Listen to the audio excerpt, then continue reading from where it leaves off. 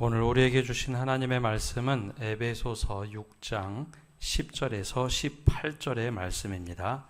신약성경 316면입니다.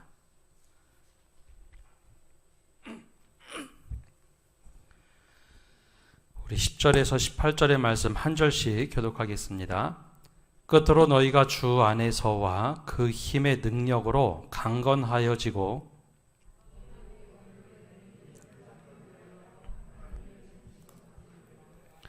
우리의 씨름은 혈과 육을 상대하는 것이 아니요 통치자들과 권세들과 이 어두움의 세상 주관자들과 하늘에 있는 악의 영들을 상대함이라.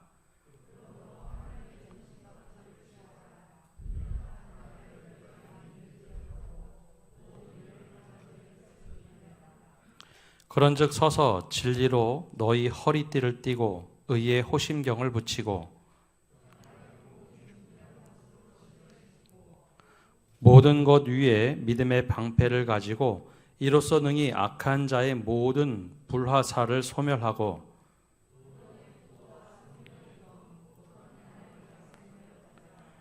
함께 읽겠습니다. 모든 기도와 간구를 하되 항상 성령 안에서 기도하고 이를 위하여 깨어 구하기를 항상 힘쓰며 여러 성도들을 위하여 구하라. 아멘. 사순절 우리 두 번째 주간을 보내고 있습니다. 이 기간은 우리 주님의 삶을 묵상하고 또 고난을 우리 삶에 체휼하는 시간입니다. 더 하나님 앞에서 거룩한 모습으로 나가기를 간절히 축복합니다. 오늘 말씀은 전신갑주를 입으라라는 말씀입니다. 윤태호 웹툰 작가가 있습니다. 그가 그린 작품 중에 제일 최고의 작품으로 꼽히는 것이 미생이라는 작품입니다. 드라마로도 미생이라는 것이 나왔는데요. 미생이라는 뜻을 바둑에서부터 가지고 와서 그대로 웹툰 이 작품의 제목을 삼았습니다. 미생, 다 살지 못했다라는 뜻인데 바둑에서는 이 두 개의 알을 딱 놓았을 때 이 두 개의 알이 살 수 있는가 없는가, 그걸 얘기할 때 미생이라고 이야기한다고 합니다. 바둑을 두시는 분들은 아시겠지만 이 두 돌이 있을 때 이것이 두 개의 집을 완벽하게 지어내면 살아나지만 한 개의 집만 지면 이 아무리 커도 대마가 죽게 됩니다. 그래서 이 두 개의 집을 다 완성하면 완생이라고 부르지만 아직 완생하지 못한 것은 미생이라고 부른다고 합니다. 윤태호 작가는 직장인들의 삶의 애환을 보면서 이 미생이라는 단어를 그들에게 붙였습니다. 직장 생활을 다 마치고 은퇴를 하면은 완생을 하지만 그 전에는 미생이라는 것이죠. 그래서 치열하게 이 작품에서는 직장인들의 애환을 그리고 있습니다. 이렇게 일상에서 있는 것들을 표현할 때 하나의 비유로 들면 그게 참 잘 비유를 들었다라는 생각을 하게 됩니다. 오늘 사도 바울은 에베소 교인들에게 그리스도인들을 무엇으로 비유할까? 일상의 삶을 가정에서도 살고 사회에서도 살았던 그리스도인들에게 또 다른 비유 한 가지가 바로 군인에 빗대어서 표현을 하고 있습니다. 그리스도인들은 군인과 같다라는 겁니다. 예수님은 종종 그리스도인들을 농부의 혹은 씨 뿌리는 자의 비유도 들으셨죠. 그런데 특별히 이방 지역에서 살던 그리스도인들, 특별히 에베소 교인들에게는 군인의 모습을 갖춰야 한다. 즉 전신갑주를 입으라라고 비유를 들었습니다. 그도 그럴 것이 바울의 직업, 우리는 바울을 랍비 출신으로 알지만 또 다른 직업은 먹고 살기 위해서 천막을 만드는 사람이었습니다. 랍비들은 보통 말씀을 전하는 것도 하지만 자기의 실생활을 영위하기 위해서 반드시 하나의 직업을 가지고 있었는데 그게 바로 천막을 만드는 일이었습니다. 천막 만드는 것으로 어떻게 이 시대를 살아갈 수 있을까 생각할 수 있겠지만, 이 천막은 대부분 로마 군대에 납품을 하는 직업이었습니다. 그래서 전 세계에 흩어져 있는 로마 군대가 있다면 이 천막을 만들어서 납품하는 것이 어렵지가 않았죠. 로마 군인에 대해서 정말 잘 알고 있던 사람이 바로 바울입니다. 그런데 왜 로마 군인을 또 굳이 비유했을까? 아마 이 로마 시대에 관심을 많이 두신 분들은 여러 가지 책을 읽어보셨을 텐데요. 로마인 이야기도 있고 로마에 관련된 영화들 정말 많이 나오죠. 로마 군대는 당시에 최고의 군대였습니다. 레기온이라 불리는 군단을 이끌고 전 세계 가장 최고의 무적 군대가 로마 군대였죠. 그래서 로마 군대는 전쟁에 나갔다면 거의 백전백승하겠다라는 것이 당시의 사람들의 인식이었습니다. 그래서 로마 군대처럼 전신갑주를 입으라라고 하는 것은 바로 영적인 전쟁에 싸워서 이겨야 할 사람들이 바로 그리스도인이다라는 의미로 군인이 되어라라고 권면을 했던 겁니다. 그럼 오늘 말씀을 통해서 조금 더 구체적으로 한번 살펴보겠습니다. 우리 10절과 11절의 말씀 함께 읽겠습니다. 끝으로 너희가 주 안에서와 그의 힘의 능력으로 강건하여지고 마귀의 간계를 능히 대적하기 위하여 하나님의 전신갑주를 입으라. 아멘. 우리가 먼저 싸워야 할 대상을 말하는데요. 그 싸워야 할 대상은 사람이 아니라 마귀의 간계를 능히 대적해야 한다라고 말하고 있습니다. 마귀의 간계를 능히 대적하기 위해서 우리가 준비해야 할 것은 바로 로마 군인들처럼 하나님의 전신갑주를 입으라라는 것입니다.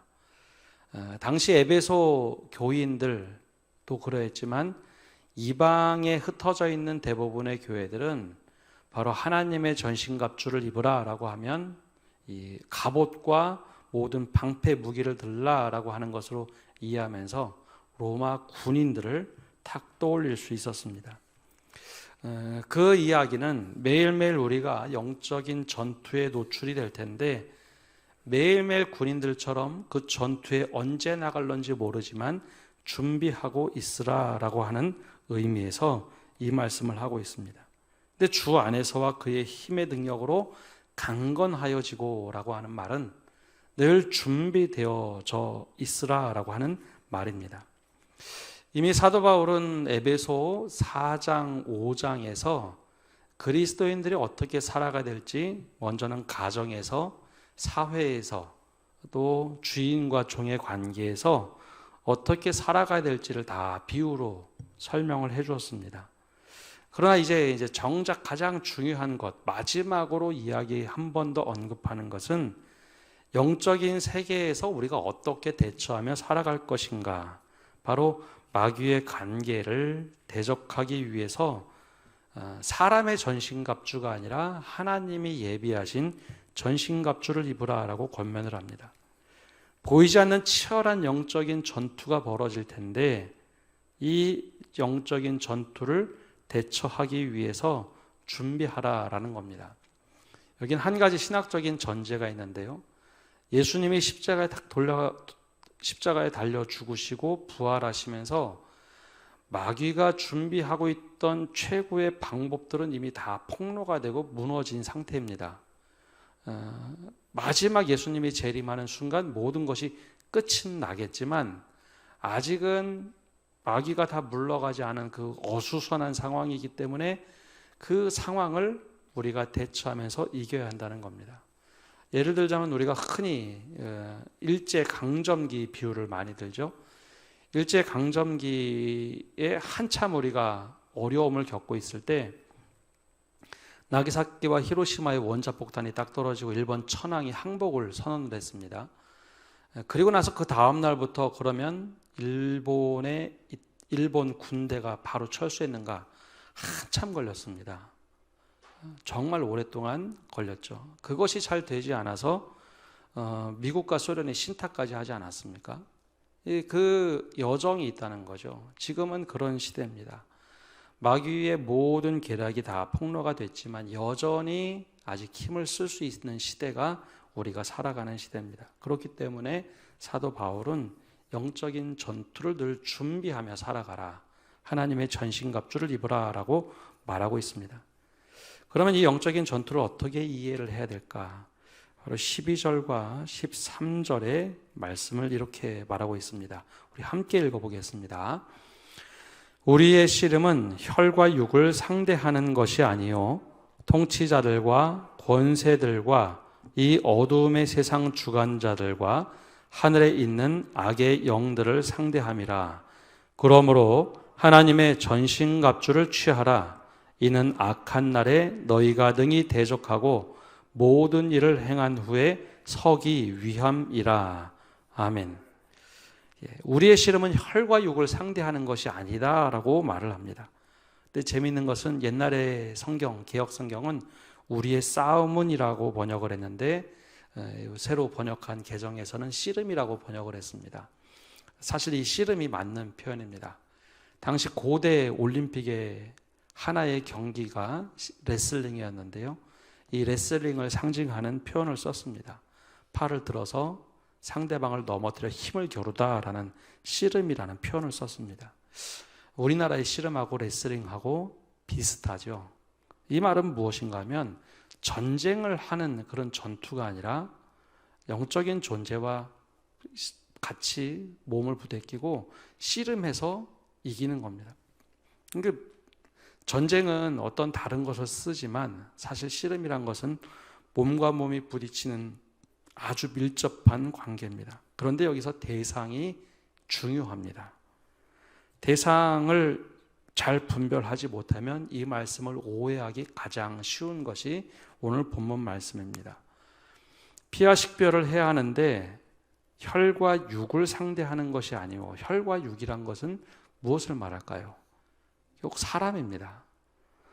우리가 싸워야 할 씨름은 사람이 아니라 통치자들과 권세들과 이 어두움의 세상 주관자들과 하늘에 있는 악의 영들을 상대함이라 라고 말하고 있죠. 이 사람을 대항하면 늘 문제를 만들어냅니다.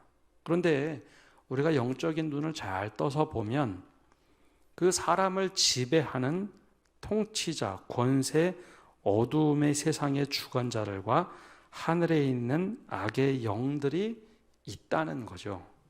그것을 볼 수 있는 눈이 있어야 된다는 겁니다. 원어로 보면 여기서 아르케 엑수시아, 이 통치자와 권세자들을 얘기하는데 아르케 근원이 되는 사람을 얘기합니다. 근원. 권세자들은 엑수시아, 사람들에게 권세를 통해서 지배하는 사람을 얘기합니다. 여기의 특징은 앞에 나오지 않고 뒤에 있는 사람, 뒤에 있는 존재들입니다.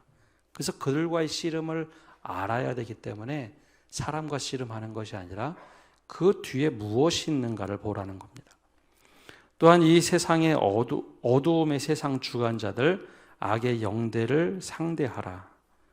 여기 이 어두움의 세상 주관자들은 하나님을 부정하는 이들, 더 나아가서 하나님을 대적하는 영들을 상대하라. 이러기 위해서 우리가 준비해야 될 것이 내가 준비한 하나님의 전신갑주가 아니라 하나님께서 예비하신 전신갑주를 입으라라는 겁니다. 그렇게 보면 우리가 사람을 대적하지 말라라고 하는 것을 왜 이렇게 말씀하시는지 우리가 좀 짐작할 수 있습니다. 우리는 사람을 대상으로 대적할 때가 많이 있습니다. 물론 현실 정치나 현실 전투나 전쟁에서는 사람을 대적합니다. 그러나 적어도 그리스도인들은 그 배후에 어떤 존재가 있는지 영적인 눈으로 꿰뚫어 보아야 한다는 겁니다. 그렇지 않으면 허공에 대고 사람들과 사람들끼리 싸운 후에 그 앙금이 남아서 그 앙금으로 인해서 다시 한번 사람들과 사람의 벽을 만들 수 있기 때문입니다. 왜 이 사람이 이렇게 하는가? 그 뒤에 무엇이 이 사람을 이렇게 만들고 있는가를 볼 수 있는 눈이 있어야 된다는 것이죠. 그래서 혈과 육의 싸움이 아니라 이 사람을 지배하는 통치자, 권세, 어둠의 세상 주관자들, 악의 영들을 상대하라. 이것이 사도 바울이 에베소 교인들 또 우리들에게 권면하는 겁니다. 준비가 되지 않은 상태에서 갑자기 무엇인가 다가오면 당황하기 마련이죠. 그래서 그 싸움을 준비하라라는 겁니다. 13절의 말씀처럼 하나님의 전신갑주를 취하라, 입고 이는 악한 날에 너희가 등이 대적하고 모든 일을 행한 후에 서기 위함이라. 그러니까 악한 날이라는 것이 준비되어 있는 날이 아니라 갑자기 찾아오는 어려움의 날에 너희에게 대적할 수 있도록 다 준비하고 모든 일을 마친 후에는 우리가 서 있어야 하는 존재지 같이 패잔병처럼 넘어있는 존재가 되지 않도록 하기 위해서 하나님의 전신갑주를 입으라. 즉 준비된 것을 살라라는 겁니다. 그럼 하나님의 전신갑주를 입으라는 것이 어떤 것일까요? 두 번이나 반복하는데요. 먼저 한번 그림을 한번 띄워줘 보시면요. 로마 군인의 모습을 보면 이런 모습을 가지고 있습니다. 저게 당시 로마 시대의 군인들의 모습입니다. 보시는 것처럼 방패도 있고 위에 흉배도 있고 허리띠 밑에 다 철로 만들어진 창으로 찌르거나 칼로 쳐도 상해를 입지 않는 저런 갑옷을 입고 있습니다. 물론 투구도 나중에 쓰죠. 저기는 보이지 않지만은 일반적으로 창이나 검을 하나 들고 있습니다. 나중에 한번 설명하겠지만 저 방패는 굉장히 중요한 방패로 그 로마 군대가 레기온으로서 전투를 벌일 때 최고의 전투를 벌일 수 있도록 한 것은 저 방패 때문입니다. 사람들은 전신갑주를 입으라 하면 저 모습이 그냥 머릿속에 탁 인식이 됩니다. 우리는 전신갑주 입으라 그러면 총 들고 군복 입는다고 생각하지만 저 당시의 군인들은 저런 전투를 위해서 저런 옷을 입곤 했습니다. 따라서 저 비유를 그러면 어떻게 우리는 이해를 해야 될까입니다. 우리가 생각하는 전신갑주는 공격용입니다. 저 옷은 방어라기보다는 공격을 하기 위해서 최선의 방어를 하고 공격을 하죠. 그런데 하나님께서 말씀하시는 하나님의 전신갑주를 입으라라고 하는 것은 공격용이 아니라 원래 방어용으로서 나를 지키기 위해서, 믿음을 지키기 위해서, 또 우리 성도들을 지키기 위해서 저 전신갑주를 입으라라는 것입니다. 그래서 오늘 이 세속적인 가치로 하나님의 전신갑주를 입으라라고 말씀을 읽으면 말씀을 전혀 왜곡해서 우리가 볼 수 있습니다. 언제부터인가 그리스도인들, 우리가 저를 포함해서 모두가 이 말씀을 공격용으로 읽어낼 때가 많습니다. 하나님의 전신갑주를 입어야지, 마저 영적인 전투에서 승리해야지, 이 승리를 공격을 통해서 무엇인가 이기고 획득한다고 생각을 합니다. 그런데 실제로 에베소의 편지를 보낼 때도 그러했고 다음에 보내는 대부분의 편지에서도 그리스도인들은 이 주류 사회에 있던 사람들이 아닙니다. 박해를 받던 사람들입니다. 박해를 받던 사람들이 우리가 무장봉기에서 이길 수 있다라고 어느 누구도 가르치지 않습니다. 믿음은 지키는 거고 사랑으로 우리를, 하나님의 사랑으로 우리를 보호해 주실 것이다. 그래서 우리가 나라를 위해서 기도하고 우리를 서로를 위해서 기도하라, 믿음을 지켜라라고 하는 것이 대부분의 말씀의 핵심이었죠. 그러고 보면 하나님의 전신갑주를 입으라는 것은 공격을 통해서 이기라는 것이 아니라 방어를 하되 하나님께서 우리를 이기도록 하시겠다라는 전제가 있다는 겁니다. 그런 의미에서 이 말씀을 읽어야 바르게 이해를 할 수 있습니다. 그러면 전신갑주를 입었다는 것은 어떤 것일까요? 우리 14절 말씀 함께 읽어보겠습니다. 14절입니다. 14절 함께 읽겠습니다. 그런즉 서서 진리로 너희 허리띠를 띠고 의의 호심경을 붙이고. 아멘. 가장 먼저 서서 진리로 너희 허리띠를 띠라라고 말씀합니다. 이 섰다라는 게 뭘까요? 먼저 서서. 모든 운동이나 군인들도 마찬가지인데요. 준비태세라는 게 있습니다. 운동도 다음 동작을 위해서는 테니스를 치는 사람도 항상 라켓을 들고 있죠. 모든 운동에는 준비, 예비 과정이 있습니다. 갑자기 몸을 움직이는 것은 없죠. 다들 운동선수들은 무릎을 약간 구부리고 다음 동작을 해서 준비합니다. 군인들에게 서서라고 하는 것은 언제 공격이 들어올지 모르니 늘 준비하고 예비되어 있어야 된다라는 표현입니다. 사실 영적인 전쟁이 언제 이게 가정에서 올지 직장에서 올지 교회에서 이런 상황이 올지 모르니 항상 준비되어 있으라는 겁니다. 그 가운데 가장 먼저 진리로 너희의 허리띠를 띠어라 라는 겁니다. 아까 군복을 보면은 군복이 여러 가지 옷을 입는데요. 이 허리에 마지막으로 이걸 조이지 않으면 치렁치렁 됩니다. 몸을 움직일 때마다 옷이 치렁치렁 움직인다. 그러면 전투를 할 수 있을까요? 씨름을 해도 씨름을 하는데 뭐가 계속 옷이 치렁치렁 움직인다. 이것은 내가 지겠다고 하는 거죠. 그래서 허리띠는 반드시 필요합니다. 그런데 이 허리띠를 무엇으로 삼은 어떤 것으로 허리에 띠를 띠느냐? 진리의 허리띠를 띠라는 겁니다.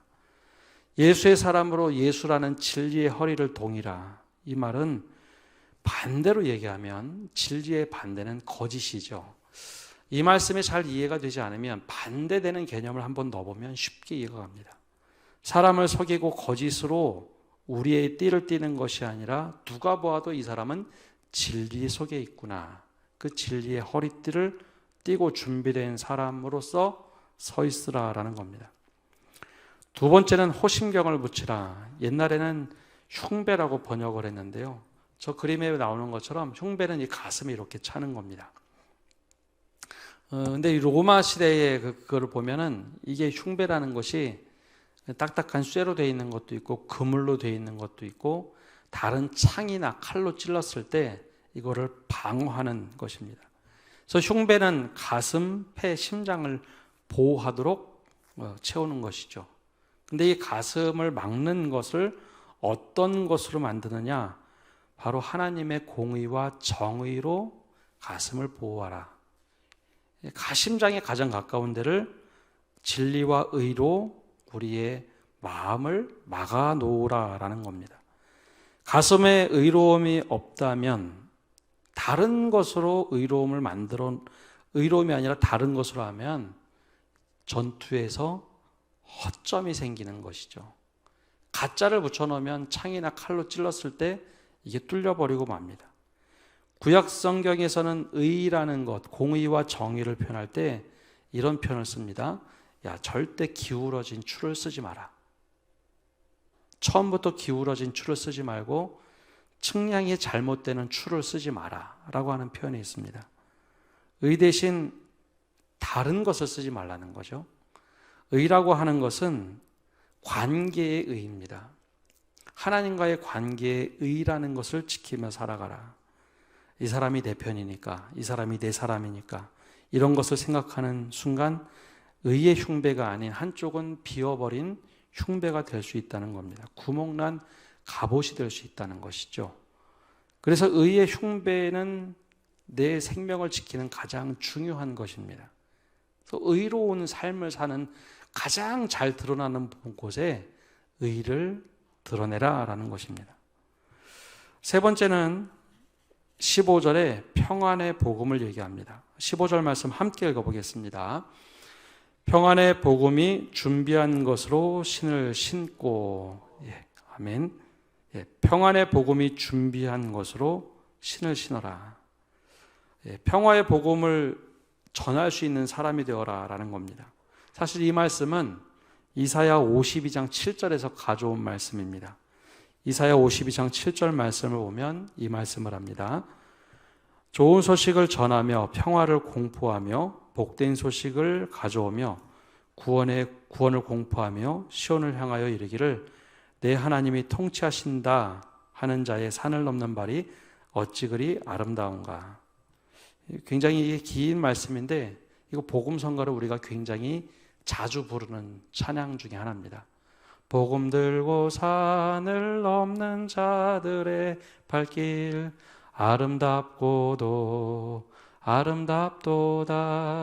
평화 전하며 복된 소식을 외치네. 주 다스리시네. 이 말씀을 가지고 만든 복음의 찬양이죠. 근데 여기서 말하는 것이 아주 의미심장합니다. 평안의 복음을 전하는 축복의 사람의 신을 신어라 라는 겁니다. 좀 다르게 표현하면 내가 밟는 땅이 축복의 땅이 되고 내가 밟는 곳이 평화의 복음을 전달하는 곳, 평화로운 곳이 되도록 하라라는 겁니다. 근데 우리가 힘을 갖는 순간, 어느 순간부터 우리가 조금 왜곡되게 합니다. 복음은 전하는데 평화를 이루는 것이 아니라 평화를 깨뜨릴 때가 있습니다. 그러면 그것은 평화의 복음을 준비한 신을 신고 다니는 삶이 아닙니다. 하나님께서 우리에게 원하신 것은 평화의 복음입니다. 복음이 들어가는 곳마다 평화가 이루어져야 하는데 오히려 평화가 이루어지지 않고 깨진다면 그것은 우리의 문제입니다. 복음이 잘못될 일은 없지 않습니까? 예수님께서 복음을 말씀하실 때 사도 바울은 이렇게 표현하죠. 막힌 담을 하셨다.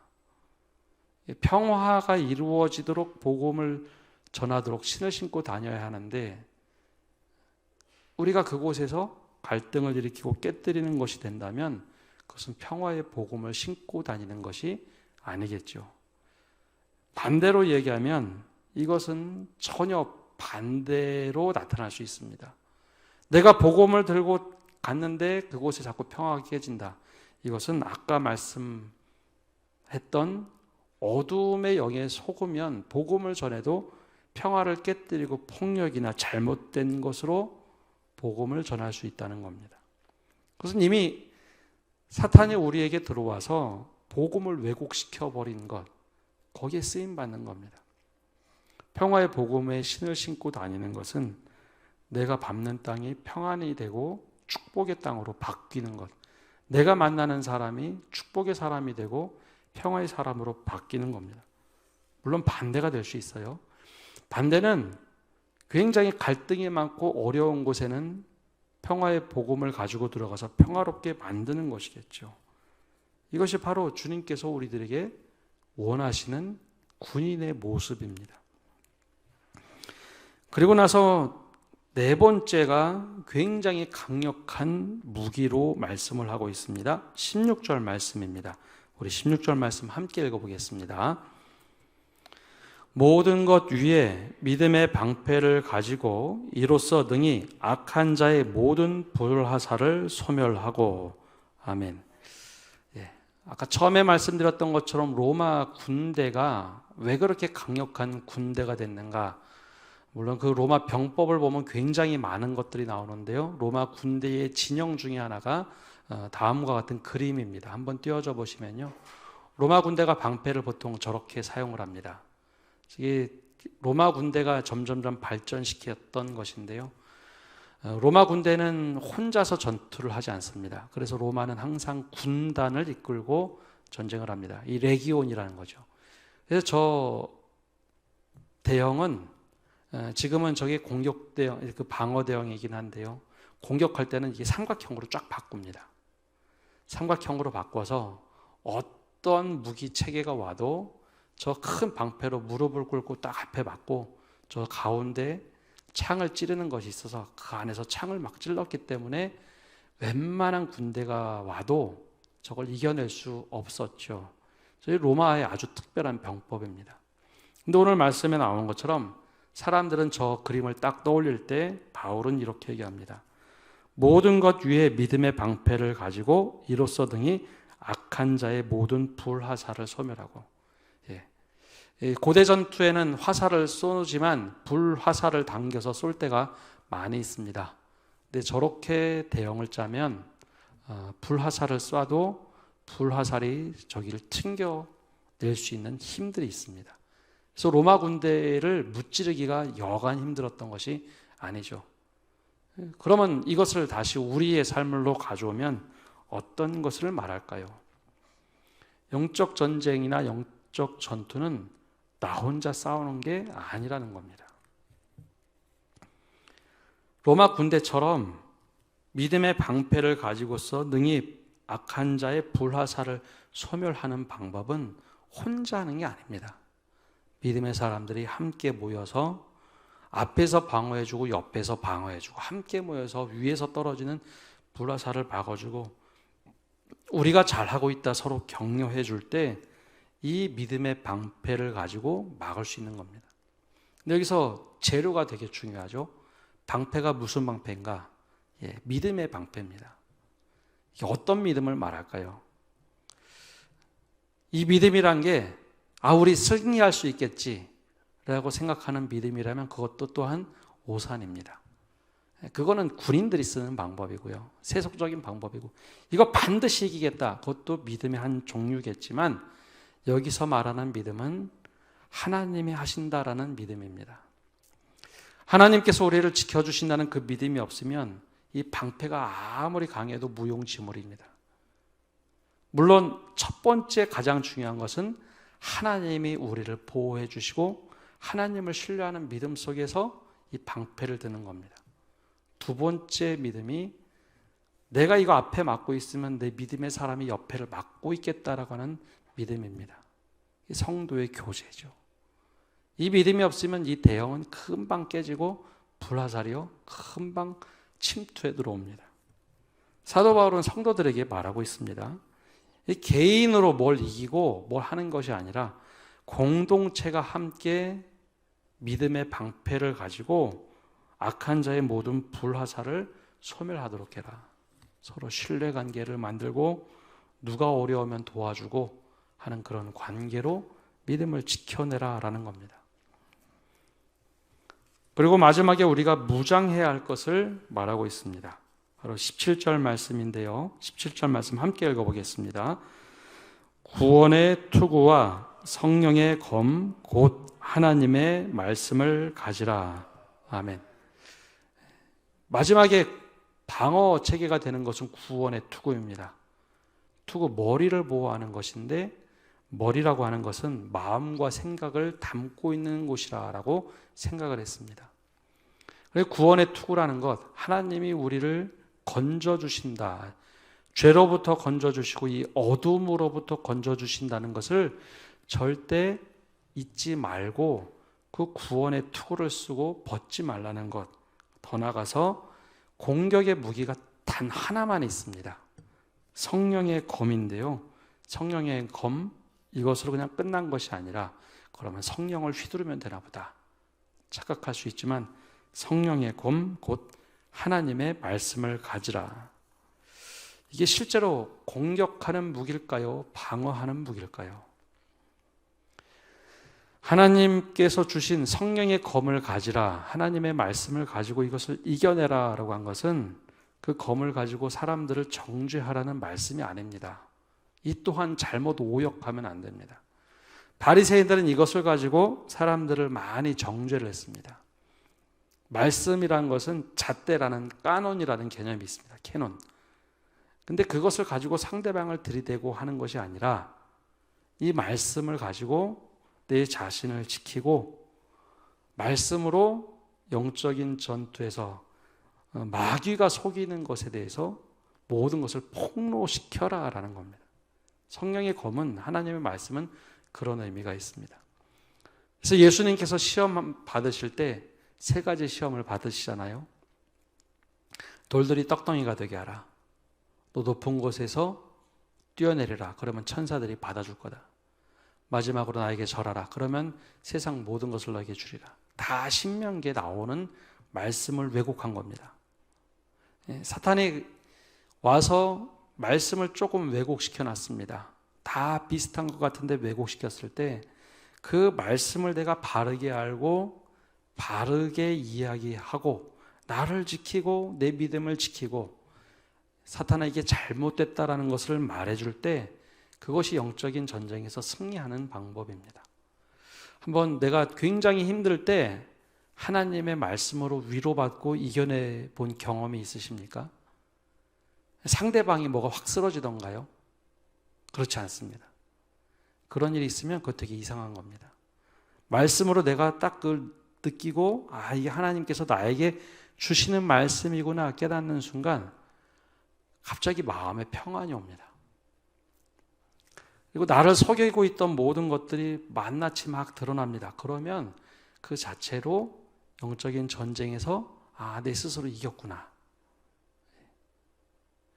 예수님께서도 사탄아 물러가라고 하면서 말씀은 하셨지만 가장 중요한 것은 속이는 것 때문에 주님이 말씀을 정확하게 딱 얘기한 다음에 하나님을 시험하지 말라. 사탄아 물러가라라고 마지막에 말씀하시죠.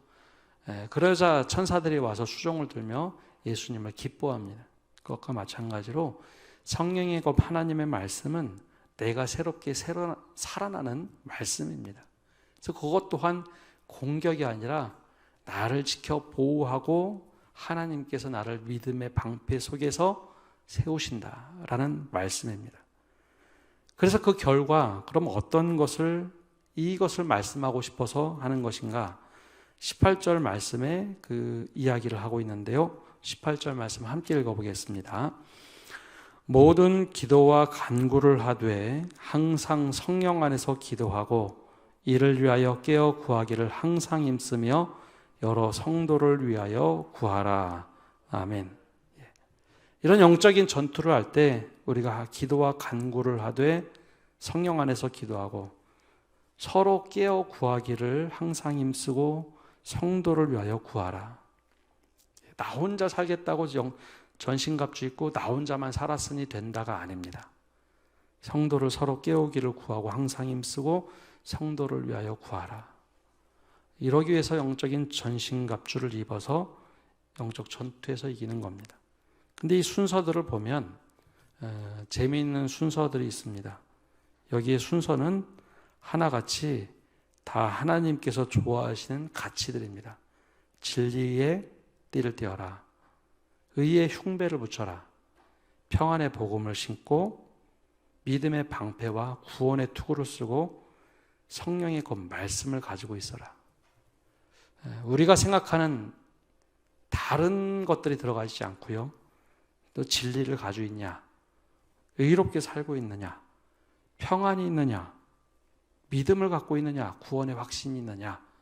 다 이 하나님께서 원하시는 가치를 가지고 영적인 전투에서 이기도록 하셨지 우리의 힘과 지혜와 잔꾀가 아닙니다.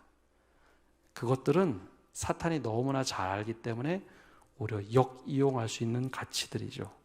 그래서 이것을 가지고 영적 전쟁에서 승리하되 서로 성대를 구하고 중보하라라는 것이 주님께서 우리에게 말씀하시는 영적인 전신갑주, 즉 하나님의 전신갑주를 입으라라는 겁니다.